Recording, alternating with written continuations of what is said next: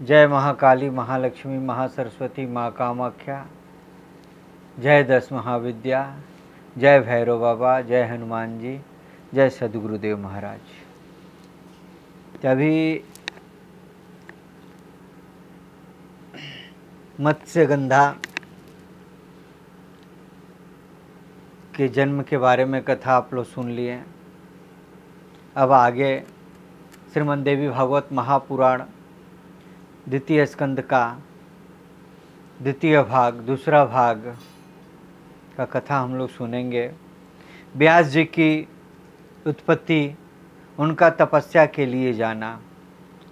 इसमें हम लोग व्यास मुनि जी का जन्म के बारे में, उनकी उत्पत्ति के बारे में कथा सुनेंगे और उनके तपस्या के लिए जाना। सुत जी बोले, एक बार तीर्थ यात्रा करते हुए महान तेजस्वी पराशर मुनि यमुना नदी के उत्तम तट पर आए और उन धर्मात्मा ने भोजन करते हुए निषाद से कहा, मुझको नाव से यमुना के पार पहुंचा दो। मुनि का वचन सुनकर यमुना के तट पर भोजन करते हुए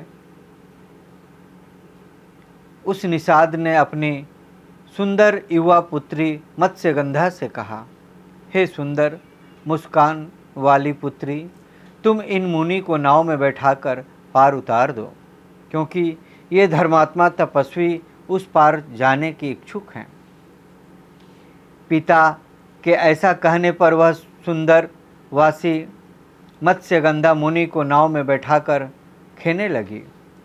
यमुना नदी के जल पर नाव से चलते समय देव योग से प्रारब्ध अनुसार मुनि पराशर उस सुंदर नेत्र वाली कन्या को देखकर आसक्त हो गए। प्रस्फुटित यौवन वाली उस कन्या को देखकर उसे प्राप्त करने की इच्छा वाले मुनिराज ने अपनी दाहिनी भुजा से उसकी दाहिनी भुजा को स्पर्श किया।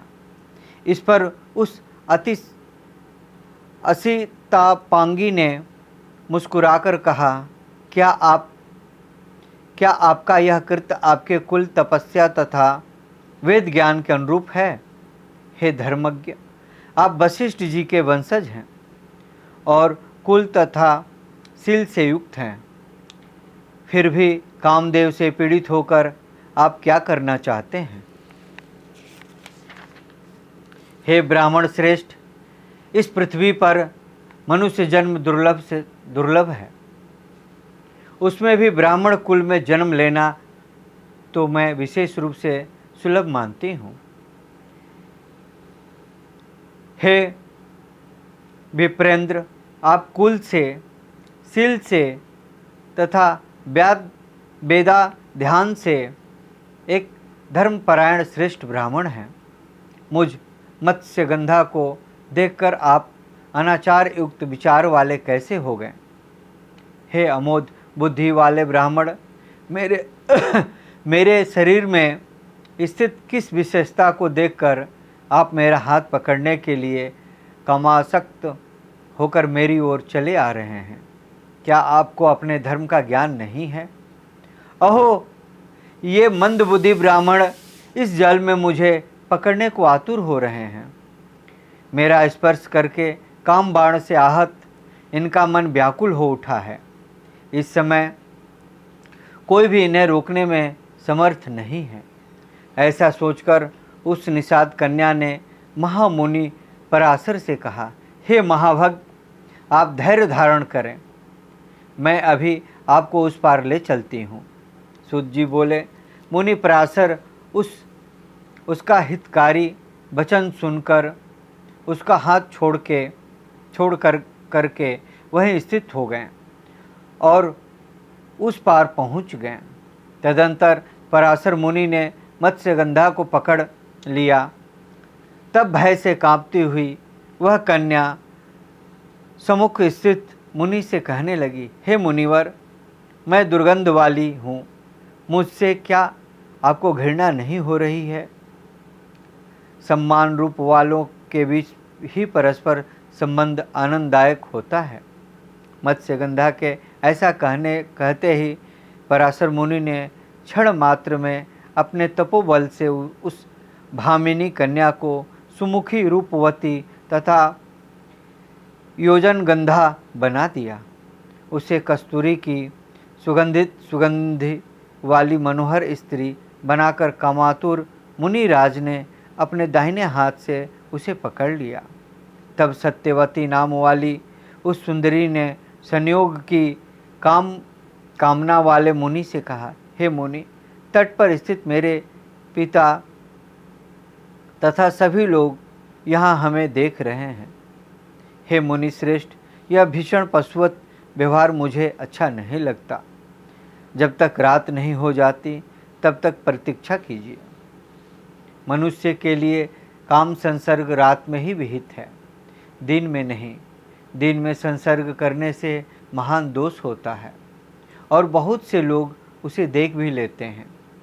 हे महाबुद्धे, अब आपकी जैसी इच्छा हो वैसा करें। लोक निंदा अत्यंत कष्टकार होती है। सत्यवती का कहा गया युक्ति संगत वचन सुनकर उदार बुद्धि वाले पराशर मुनि ने अपने पुण्य बल से तत्क्षण कोहरा उत्पन्न कर दिया। उस कोहरे के उत्पन्न हो जाने पर अत्यंत अंधकारमय नदी तट पर उस कामनी ने पराशर मुनि से मधुर वाणी में यह वचन कहा, हे द्विजश्रेष्ठ, मैं अभी कन्या हूँ और आप मेरे साथ संसर्ग करके चले जाएंगे। हे ब्राह्मण, आप अबोध वीर्य वाले हैं। ऐसी स्थिति में मेरी क्या गति होगी? यदि मैं गर्भ धारण कर लूँगी तो पिताजी को क्या उत्तर दूंगी? हे ब्राह्मण, मेरे साथ संसर्ग करके आप चले जाएंगे तब मैं क्या करूँगी, उसे बताएं। पराशर बोले, हे प्रिय, आज मुझे प्रसन्न करके भी तुम कन्या ही बनी रहोगी। हे भामिनी, हे भीरु, तुम जो वर चाहती हो उसे मांग लो। सत्यवती बोली, हे मानद, आप ऐसा वरदान दीजिए जिससे मेरे माता पिता लोक में इसे न जान सकें। साथ ही हे विप्रवर, आप ऐसा करें जिससे मेरा कन्याव्रत नष्ट न हो और जो पुत्र उत्पन्न हो वह आप ही के समान अपूर्व ओजस्वी हो। मेरी यह सुगंध सदा बनी रहे और मेरा यौवन नित्य नूतन बना रहे। पराशर बोले, हे सुंदरी, सुनो, तुम्हारा पुत्र पवित्र तथा महान विष्णु के अंश से अवतीर्ण होगा। हे सुंदरी, वह तीनों लोकों में विख्यात होगा। मैं तुम्हारे ऊपर किसी कारण विशेष से ही कामासक्त हुआ हूँ। ऐसा सुमुखी मुझसे ऐसा मोह पूर्व में कभी नहीं हुआ। अप्सराओं के रूप को देखकर भी मैं सदा धैर्य धारण किए रहा। देव योग्य से ही तुम्हें देखकर मैं इस प्रकार काम के वशीभूत हुआ हूँ। इस विषय में तुम कोई विशेष कारण ही समझो। देव का अतिक्रमण अत्यंत कठिन है, अन्यथा अत्यंत दुर्गंध युक्त तुम्हें देखकर मैं इस प्रकार क्यों मोहित होता। हे वरानने, तुम्हारा पुत्र पुराणों का रचयिता, वेदों का विभाग करने वाला तथा तीनों लोकों में विख्यात होगा।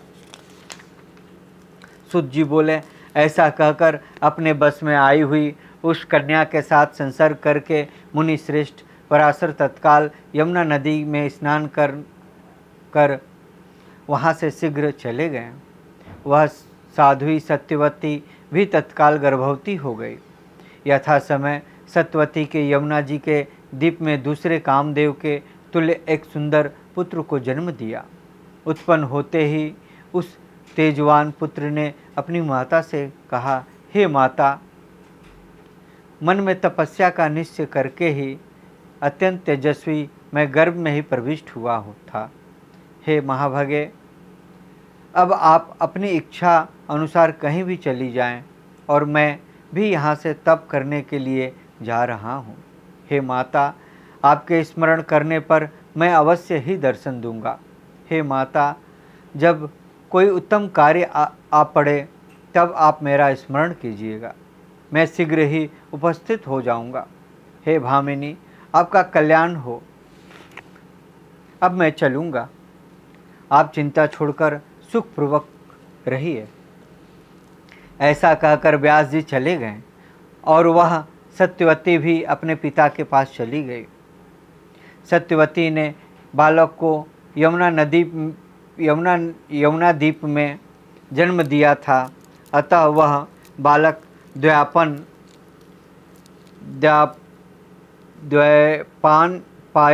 द्वैपायन नाम से विख्यात हुआ।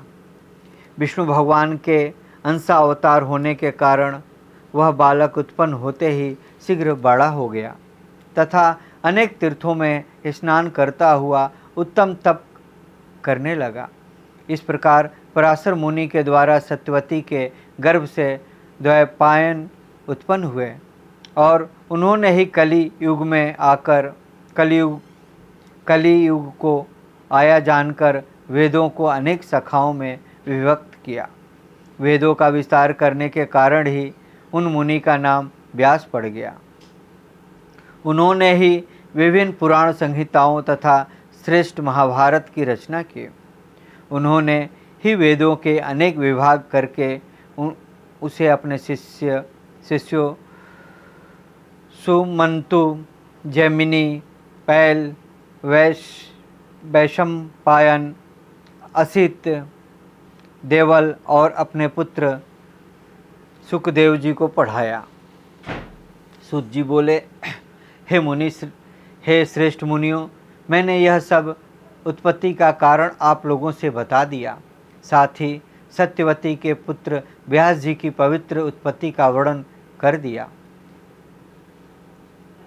हे श्रेष्ठ मुनिगण, व्यास जी की इस उत्पत्ति के विषय में आप लोगों को संदेह नहीं करना चाहिए। महापुरुषों के चरित्र के से केवल गुण ही ग्रहण करना चाहिए। किसी विशेष कारण से ही मुनि व्यास का तथा मछली के उदर से सत्यवती का जन्म, पराशर मुनि के साथ उनका संयोग और फिर राजा शंतनु के साथ उनका विवाह हुआ।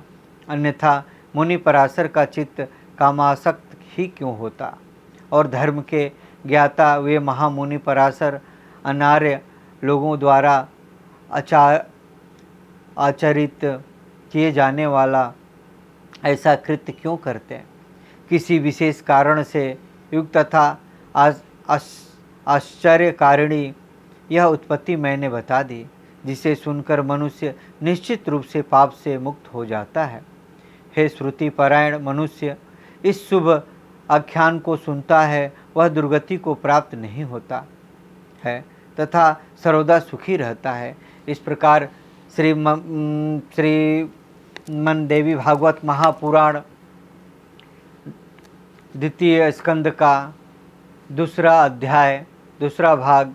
ओम ततस्तम। जय महाकाली, महालक्ष्मी, महासरस्वती, माँ कामाख्या।